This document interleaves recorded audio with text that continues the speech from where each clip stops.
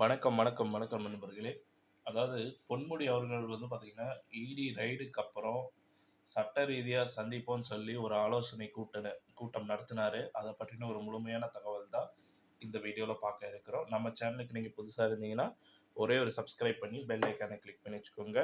வாங்க என்ன தகவல் இருக்குன்றத பார்க்கலாம்.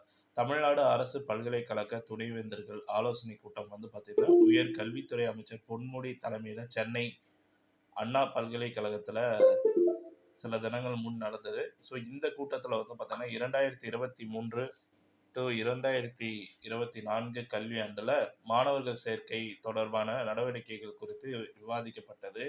அதன் பின்னர் பொன்முடி, ஆளுநர் ரவி அதைத் தொடர்ந்து செய்தியாளர்களை சந்தித்த உயர்கல்வித்துறை அமைச்சர் பொன்முடி அவர்கள், கல்வித்துறையின் கீழ் இயங்கும் பல்கலைக்கழகங்கள் மற்றும் கல்லூரிகளின் தந்தை உலகளவில் உயர்த்த வேண்டும். தமிழ்நாட்டின் பல்கலைக்கழகங்கள், கல்லூரிகளில் ஒரே மாதிரியான பாடத்திட்டம் கொண்டு வரப்படும் என்று சொல்லப்பட்டது. ஒரு கல்லூரியிலிருந்து மற்றொரு கல்லூரிக்கு மாறும் மாணவர்கள் மற்றும் பேராசிரியர்களுக்கு உதவியாக இருக்கும் இது. பொது பாடத்திட்டத்தில் எந்த ஒரு தவறும் கிடையாது. எனவே தமிழ்நாட்டின் கல்விக் கொள்கை விரைவில் அமலுக்கு வரும். புதிய கல்விக் கொள்கையில் இருக்கும் நல்ல அம்சங்களை ஏற்றுக்கொள்வோம். கல்லூரியில் காலியாக இருக்கும் உதவி பேராசிரியர்கள் பணியிடங்கள் உடனடியாக நிரப்பப்படும். கல்வி தரத்தை உயர்த்த துறை முதன்மை செயலாளர் தலைமையில இந்த குழு அமைக்கப்படும் அப்படின்ற மாதிரி சொல்லியிருந்தாரு. உயர்கல்வித்துறையில் எனது செயல்பாடுகளை முடக்க அமலாக்கத்துறை சோதனை நடத்தப்பட்டதா என கேட்கிறீர்கள். தெரிகிறது. இருந்தாலும் அமைச்சர் பொன்முடி அவர்கள், அமலாக்கத்துறை ரெய்ட் உங்களுக்கு என்ன தோன்றுகிறதோ சொல்லிக் கொள்ளுங்கள். இது போன்ற சோதனைகளை எல்லாம் நாங்கள் பார்க்காதவர்கள் அல்ல.